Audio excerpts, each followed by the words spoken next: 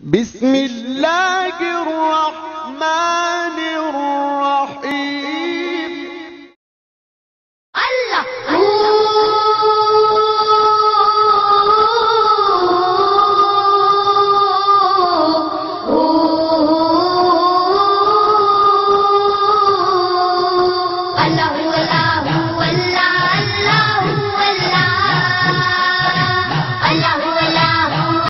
حضرت بایزید بستامی رحمت اللہ تعالیٰ علیہ آپ اپنی ماں کی خدمت میں حاضر ہوئے، عرض کیا میری ماں میں تجھے مناؤں، تجھے راضی کروں، تیرے حقوق کو بجا لاؤں یا رب کو راضی کروں، رب کے حقوق کی پابندی کروں؟ مجھے اگر تو اپنے حق معاف کر دے تو میں اپنے رب کو منانے میں لگ جاؤں گا۔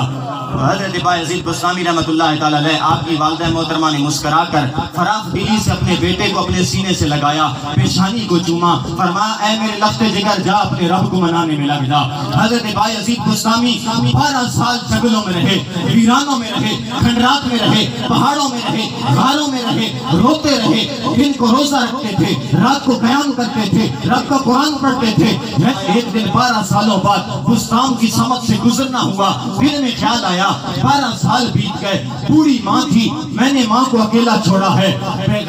بے یارو مددگار چھوڑا ہے، نہ جانے میری ماں کی طبیعت کیسی ہوگی، نہ جانے میری ماں کی صحت اور مزاج کیسا ہوگا، گزرتے گزرتے ماں کا حال تو دیکھ لوں۔ اب آتے ہیں دروازے پہ، دروازہ بجانے لگتے ہیں، دل میں خیال آتا ہے 12 سال بیت گئے بایزید، تو نے ماں کی خدمت تو کی کوئی نہیں ہے، رات کا آخری وقت ہے، ماں سو رہی ہوگی، ابھی دروازے پہ دستک دے گا، ماں کو تکلیف ہوگی، اے بایزید بستامی تھوڑی دیر کے لیے صبر کر لے، ماں جاگے گی تو ماں کا دیدار کر لوں گا، ماں کو باہوں میں لے لوں گا۔ ابھی جب رات کا آخری پہر آتا ہے، ماں اٹھتی ہے، نالی میں سے پانی گرنے کی آواز آتی ہے، حضرت بایزید بستامی سمجھ جاتے ہیں میری ماں بیدار ہو گئی ہے، تہجد پڑھنے کے لیے جاگ گئی ہے، رب کو منانے کے لیے مصلی بچھانے لگی ہے۔ جب ماں وضو سے فارغ ہوتی ہے اور سین میں جا کر اپنی جھولی کو پھیلاتی ہے، اپنے ہاتھوں کو اٹھاتی ہے، اپنے آنکھوں سے آنسوؤں کی لڑی کو بہاتی ہے، دعا کرتی ہے اے میرے اللہ، میرا لخت جگر، میرے دل کا ٹکڑا بایزید بستامی تیری محبت میں نکلا ہے،